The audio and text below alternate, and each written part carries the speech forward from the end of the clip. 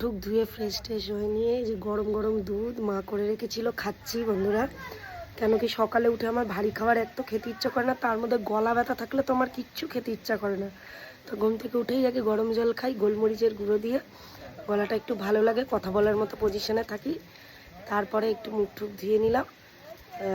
এই যে গরম দুধ, মাকে বললাম লিকুইড করবা, দুধ দেবা গরম, ভালো লাগবে।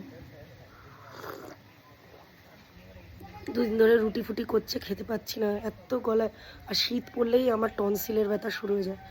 আবার তার মধ্যে রোদের তো তেজ নেই, শীতকালে তো কোনো রোদের তেজ থাকে না, আর এর মধ্যে আবার হাওয়া দিচ্ছে, তার মানে আরও মানে কি বলবো, ঠান্ডা ফেলবে তাই না। হাওয়া দিচ্ছে, সেই হাওয়া হচ্ছে, রোদের সেরকম তেজ নেই, তাও বাইরে বসে দুধ খাচ্ছি। বাবা, দুধটা ঠান্ডা করে নিলাম, উষ্ণ গরম আছে, খুব বেশি গরম মা করে ফেলেছিল, উষ্ণ গরম করে গলাটা ভালো লাগছে তার জন্য। কারণ এই গলা নিয়ে আমার শীতকালে খুব ভুগতে হয়, আর গলাটা নিয়ে আমার খুবই ভুগতে হয়, টনসিল ফনসিল হয়, এটা হচ্ছে ব্যাপার। তো দেখি মা কি বানাচ্ছে আজকে লাঞ্চে, দেখা যাক।